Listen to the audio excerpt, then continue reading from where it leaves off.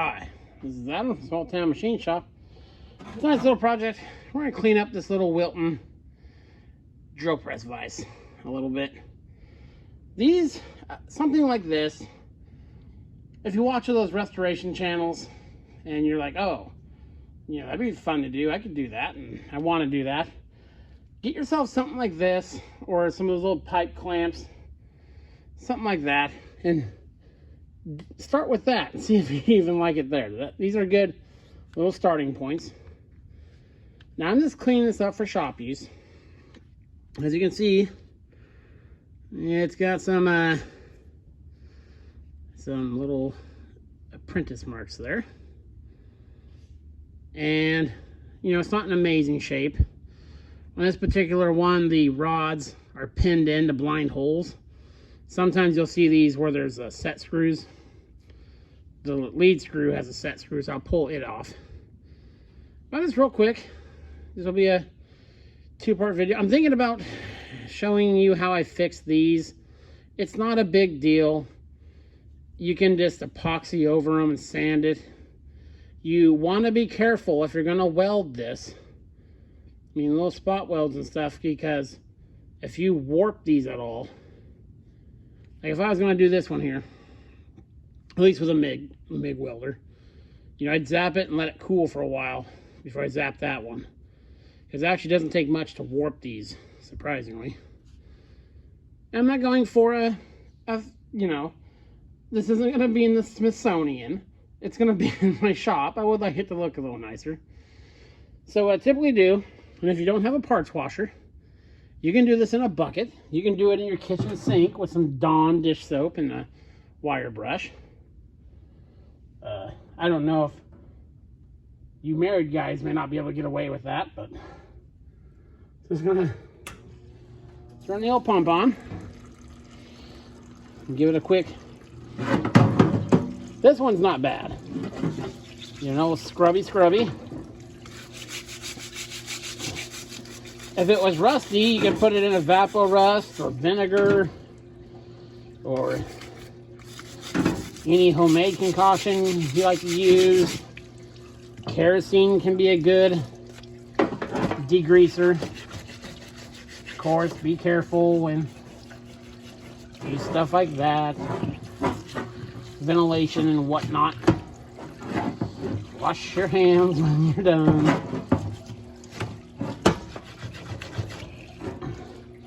So even this little quick go, that's got a lot of it off. It's not perfect. I'm going to keep at it.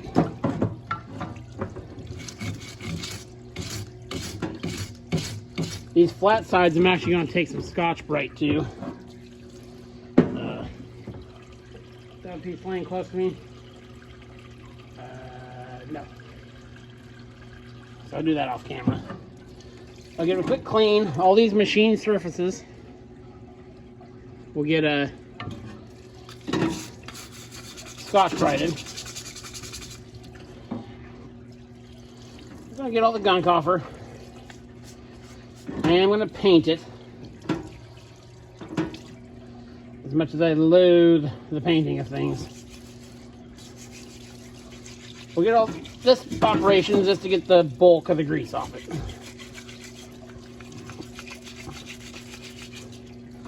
So you get that part of it. I'm going to wash it. It's going to look a little cleaner than when I started. Okay, I'll bring you over to the bench. I'll shut off and I'll bring you back. Okay, now for these machine surfaces, I'm going to use a abrasive pad and some brake cleaner. Of course, be careful, follow the safety guidelines and whatnot. Spray a little bit on there. Again, you can use kerosene. WD-40 works good for this too. I'm sure most people have some WD-40 laying around. You can even take this to some sandpaper on a piece of glass, like a cylinder head, and do that. And as you see, it doesn't take much. There's still some on there. I'll get that off. This is just to show you it doesn't take much effort at all to get the... This green one's a little more abrasive.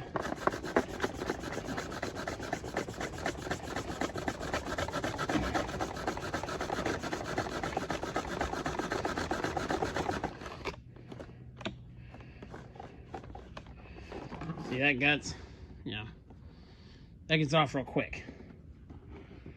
You can be these side surfaces.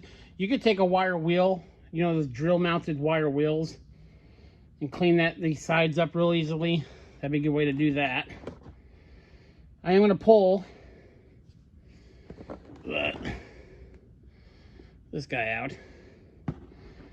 Sometimes when you get these screws out, if these two columns are bent at all, you'll know when you do this, because sometimes you have to actually tap this off because you'll want to stay in there.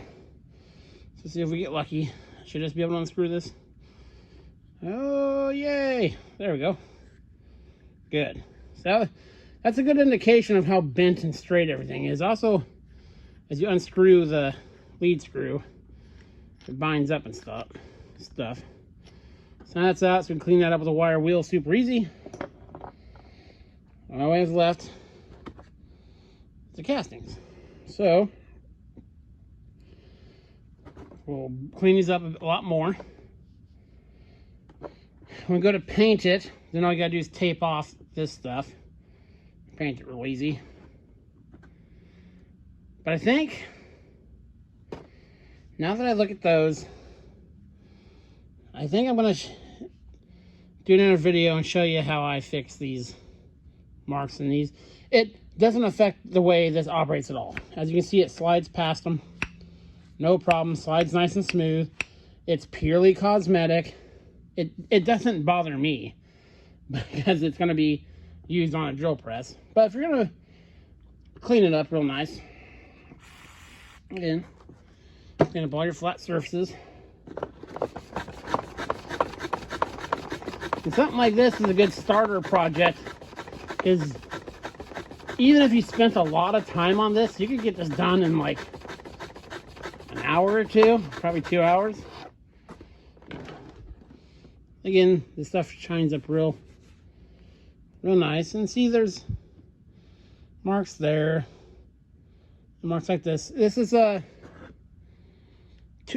shop cleanup video. It's not a restoration, or else I would try to address that, which I'd probably mill the top off, maybe one of the jaws. This is a good starter thing. Another good starter project, sorry the shop's a mess, are these. I collect these because I like pipe stuff. Here's this 3 I got sitting randomly. These are a little more intricate, and you can spend a day restoring these and they look really nice. So that might be another option for you guys starting out. I'm not the one to show you how to do a super OCD job on cleaning stuff up. Functionality is, and I want it to look nice and be functional, but it is a tool I'm going to be using. So I will show you how I fix these. So yeah, that's step 1. We got it mostly cleaned up. I will get this cleaned up, and tomorrow we'll take the welder to her and the grinder. I wish I could get these out, but some of these are pinned into blind holes. There's just no way to get them fellas out of there.